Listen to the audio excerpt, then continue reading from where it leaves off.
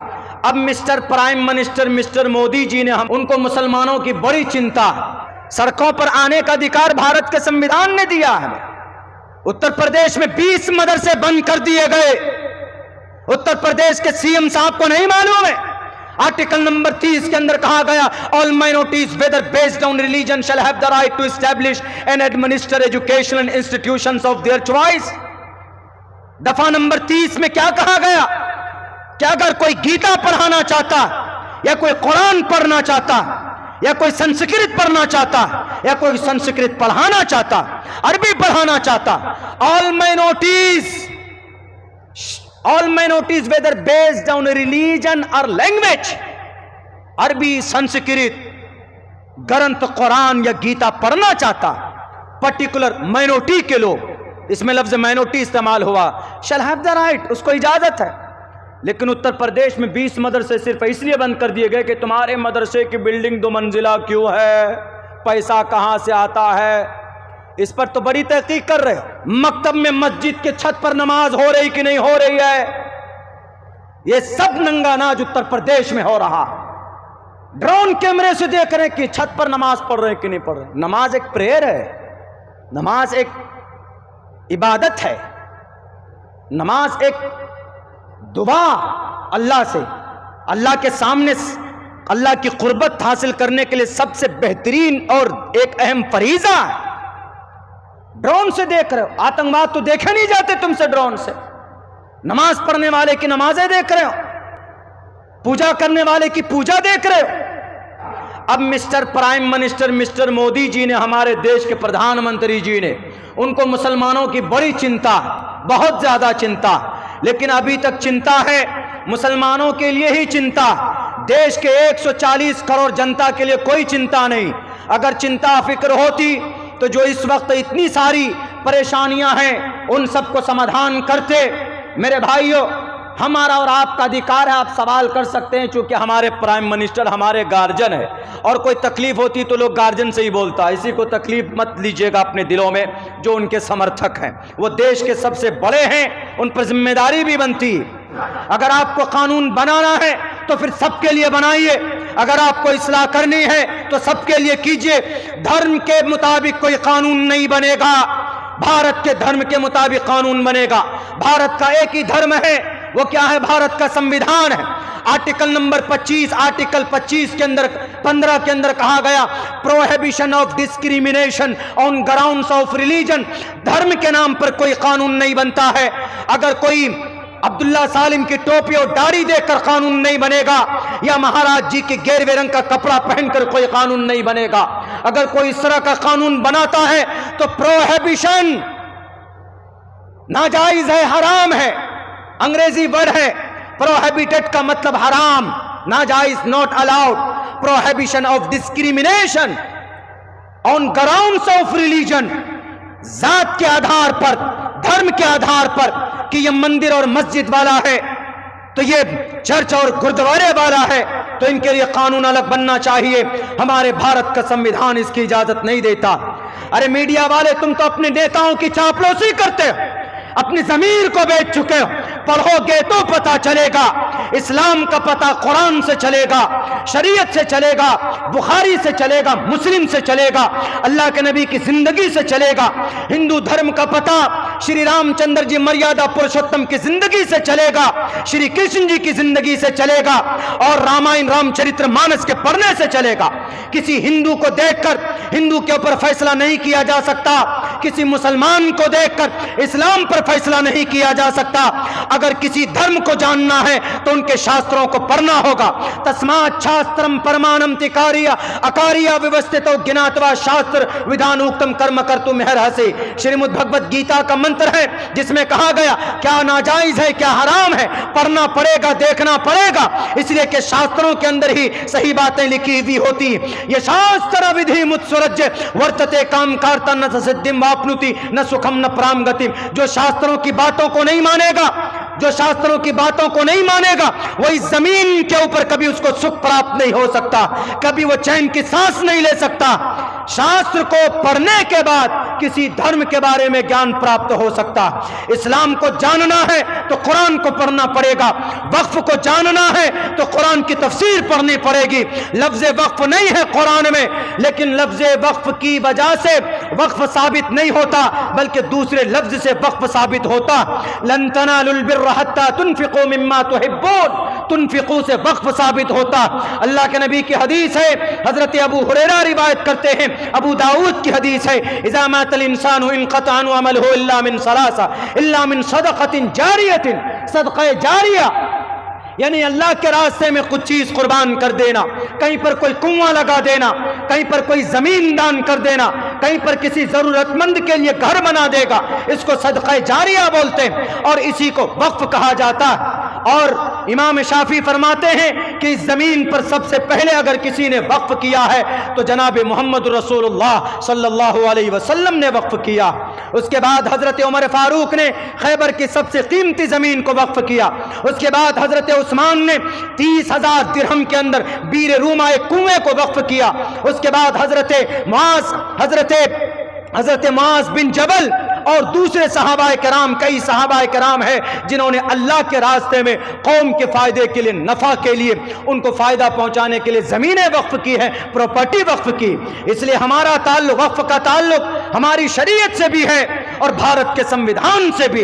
अगर हम वक्फ को बचाने की बात करते हैं तो इसका मतलब सिर्फ शरीयत को बचाने की बात नहीं हो रही है, बल्कि भारत के आर्टिकल नंबर 14 को भी बचाने की बात हो रही है, आर्टिकल नंबर 15 की भी हिफाजत की बात हो रही है, आर्टिकल नंबर 26 और 30 की भी हिफाजत की बात हो रही।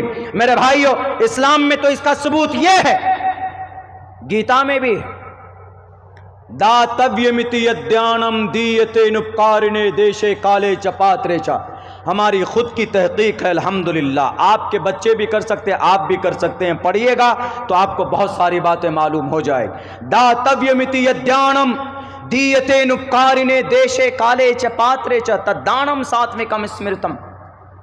अगर कोई दान देना, अगर समाज में कोई भूखा है तो उसको खाना दान करो, समाज में अगर कोई ज़रूरतमंद है तो उसकी ज़रूरत के हिसाब से उसको दान करो, किसी को पैसे की ज़रूरत है तो दान करो। अध्याय नंबर 17 है, मंत्र नंबर 20 है, 21वां मंत्र भी है, वो मुझे अभी याद नहीं हुआ है, लेकिन मैं उसको भी एक्सप्लेन करता। लेकिन बहुत अच्छी बात कही गई गीता के अंदर, दातव्यमिति यद्यानम। बेज़मीर मीडिया वालों, आप अगर श्रीमद् भगवत गीता पर यकीन रखते हो तो इस मंत्र को पढ़ना। अब्दुल्ला सालिम की तकरीर इंडिया टीवी और एनडीटीवी पे चलाने से तुम्हारे टीआरपी तो बढ़ सकता, लेकिन देश के अंदर सिर्फ भ्रम फैलाते हो कि देखो मौलाना बहुत चीख चीख कर बोल रहा, हिंदू धर्म के खिलाफ बोल रहा। हिंदू धर्म के खिलाफ नहीं बोल रहा, हिंदू धर्म के शास्त्रों को पता पढ़ोगे तो अच्छी बातें तुम्हें प्राप्त हुई उसके अंदर मिलेगी। समाज को कैसे आगे लेकर चलना, क्या हिंदू धर्म में कहीं किसी को मारने की परमिशन है? नहीं है। इस्लाम में मारने की परमिशन है? नहीं है। इन दोनों धर्म को जानना है, इन दोनों धर्म के शास्त्रों को पढ़ना होगा, गुरु जी जैसे, महाराज जैसे लोगों के सामने बैठना होगा। मुसलमान है तो हमारे उलमाए किराम के सामने बैठकर समझना होगा। कितनी अच्छी बात कही गई, दातव्यमिति यद्यानम दीयते नुपकारिणे देशे काले च पात्रे च तद्दानम सात्विकम। जरूरतमंद को जरूरत उसकी पूरी करना, इसको दान बोलते हैं, और दान इसी को वक्फ बोलते हैं अरबी और उर्दू के अंदर, और यह होना चाहिए। आज भी लोग दान करते हैं, कहीं कोई मंदिर बनता है तो लोग पैसा दान करते हैं, कहीं कोई मस्जिद बनता है भी लोगों ने चंदा दिया तो एक तरह से दान है, इसी दान को वक्फ बोल देते हैं। वक्फ इसी के लिए एक संस्था बना दी गई, उसको वक्फ बोर्ड बोल देते हैं। अब इसको इस्लाम से जोड़ दिया है कि नहीं, ये मौलाना लोग तो अपनी दुकान चलाने के लिए लोगों को बहकाते हैं, सड़कों पर लेकर आते हैं। वरना कल की मैं बात बताऊं, कल मैं ट्रेन में था, ट्रेन से उतरा, एक लेडीज़ थी, हिंदू लेडीज़ थी, 1 मिनट में बात पूरी करता हूं। हिंदू लेडीज़ थी, बच्चे थे छोटे और बहुत ज़्यादा परेशान थे। हमने कहा आप परेशान मत होइए, हम आपको लेके जाते हैं। मैं मुसलमान, टोपी और दाढ़ी वाला, और वो एक हिंदू लेडीज़ है, अगर धर्म के मुताबिक बात करो तो क्यों हम उसकी मदद करें? लेकिन मैं उसकी बैग उठाकर लाकर बस तक पहुंचाया। ये आशिक मियां मौजूद है, पूछ लीजिए। हम आ रहे थे उत्तर प्रदेश से, गाजीपुर से प्रोग्राम करके, दिल साहब साथ में थे। तो अगर हम धर्म को देखें, वो तो हिंदू लेडीज थे, मना नहीं, हम उसकी मदद नहीं करते, जाओ तुम जानो, तुम्हारा धर्म हिंदू है।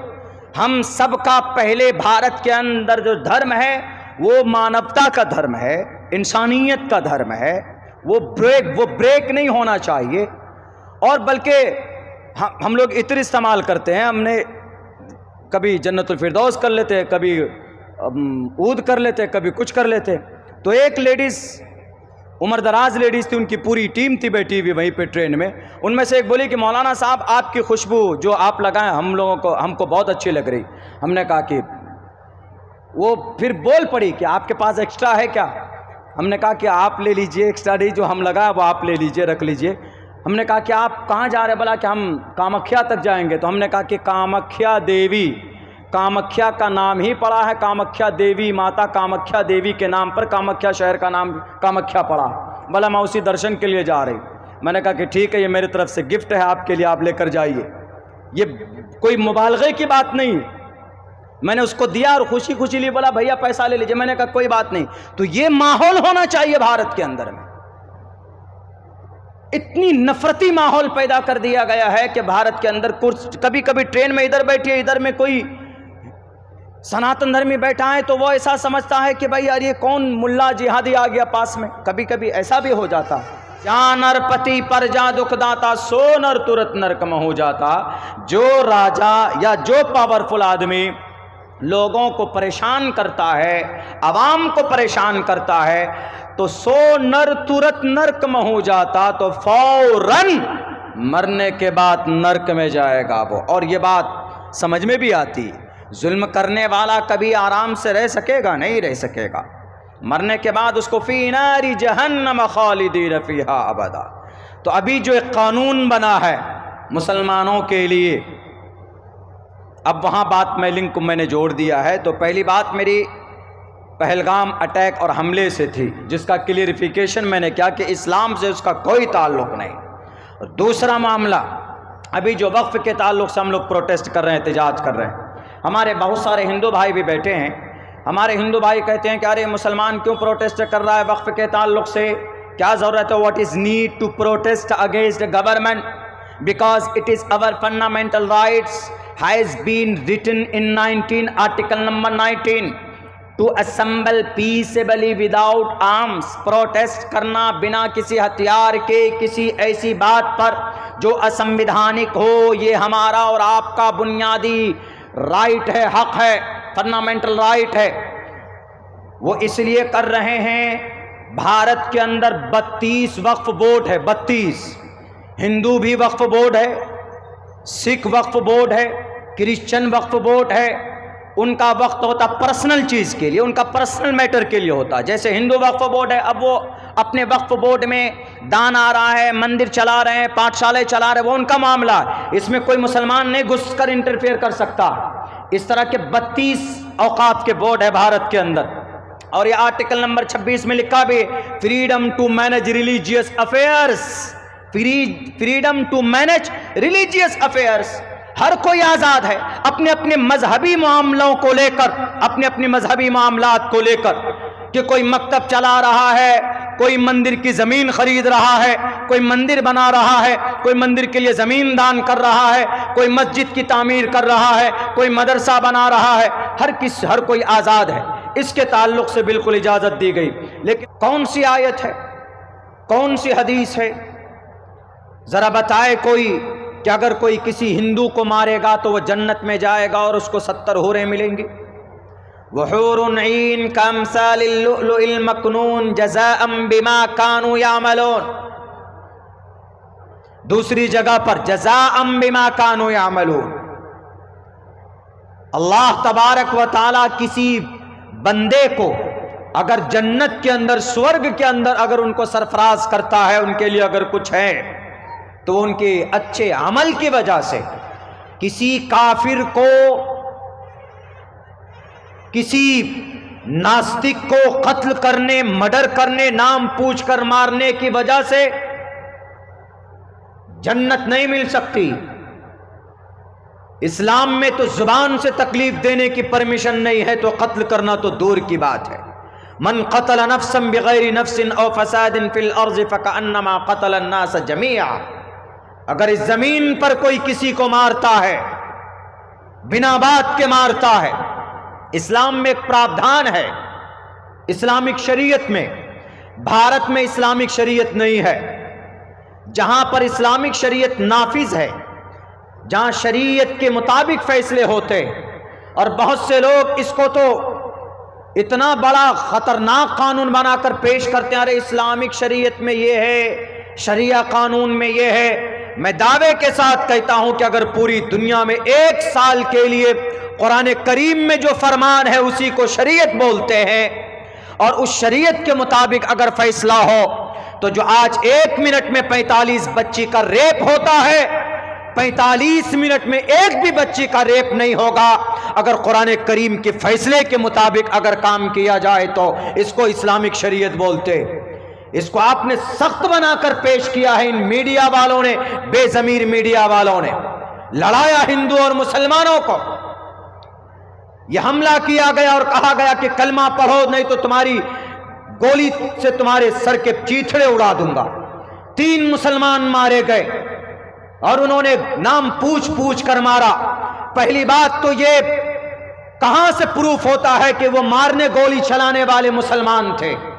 इसीलिए कि जो मुसलमान होगा, जो सच्चा कुरान का दीवाना होगा, जो सच्चा आशिक रसूल होगा, वो कभी भी किसी निहत्थे पर वार नहीं कर सकता। अल्लाह के नबी अलैहिस्सलातु वस्सलाम इंसानियत की कद्र करते थे। आप अलैहिस्सलाम बैठे हैं, एक जनाजा गुजरा, नबी पाक अलैहिस्सलाम खड़े हो गए। किसी ने कहा कि वो तो यहूदी का जनाजा था, आप क्यों खड़े हुए? अल्लाह के नबी ने कहा कि यहूदी बाद में, पहले वो इंसान है। एक माँ बाप के कोख से मुसलमान भी पैदा हुआ है, और उसी माँ बाप के कोख से सनातन धर्मी भी पैदा हुआ, उसी माँ बाप के कोख से क्रिश्चियन भी पैदा हुआ, उसी माँ बाप के कोख से जैन पैदा हुआ, उसी माँ बाप के कोख से एक सिख भी पैदा हुआ, उसी माँ बाप के कोख से बुद्धिस्ट भी पैदा हुआ, उसी माँ बाप के कोख से क्रिश्चियन और जुडाइज्म पैदा हुआ, उसी माँ बाप के कोख से कन्फ्यूशनिज्म आशूरियु पैदा हुआ, उसी माँ बाप के कोख से पूरी दुनिया के इंसान पैदा हुए, अलग नहीं। इसीलिए सबका ब्लड एक है, सबका खून एक है, क्योंकि सबकी निस्बत और सबका लिंग एक ही मानव से जाकर जुड़ता है, वह आदम और अम्मा हव्वा से जुड़ता। पुराणों में लिखा है, देख लीजिएगा, ओम और हवियावती विष्णु के गीली मिट्टी से पैदा हुए, प्रधान नगर में उन्हें रखा गया, तभी कली दोबारा ठग लिए गए, वो सांप कली दोबारा ठग लिए गए, उन दोनों को प्रधान नगर से बाहर कर दिया गया। क्या ये आपको नहीं समझ में आता? ओम और हवियावती अम्मा हव्वा और आदम की बिगड़ी हुई शक्ल है। ये दुनिया को मानना पड़ेगा। मानेंगे जब ना जब पढ़ेंगे, पढ़ते तो है नहीं ग्रंथ। नेताजी का क्या आदेश है बस, ऊपर से उद्योगपति लोगों का क्या आदेश है बस, उनके आदेश को पूरा करने में हम नफरत फैला रहे हैं इस मुल्क हिंदुस्तान के अंदर, भारत के अंदर। वरना अगर किसी भी धर्म को जानना हो, सनातन धर्म को जानना हो, तो ऋग्वेद पढ़िए, यजुर्वेद पढ़िए, सामवेद पढ़िए, अथर्ववेद पढ़िए, रामायण पढ़िए, महाभारत पढ़िए, पुराण पढ़िए, भविष्य पुराण पढ़िए, कल की पुराण पढ़िए, मत्स्य पुराण पढ़िए, भागवत पुराण पढ़िए, श्रीमद् भगवद गीता पढ़िए। श्रीमद् भगवद गीता में इतने अच्छे अच्छे श्लोक मिल जाएंगे, तो मैं अपने स्कूल में बच्चों को कभी कभी पढ़ाता हूं। पढ़ो, क्यों? अच्छा पैगाम है इसके अंदर। अहिंसा सत्यम करोदस्तयागा, अहिंसा, जुल्म नहीं होना चाहिए, सत्यम सदा सत्य बोल, करोदस्तयागा, गुस्से को थूक दो,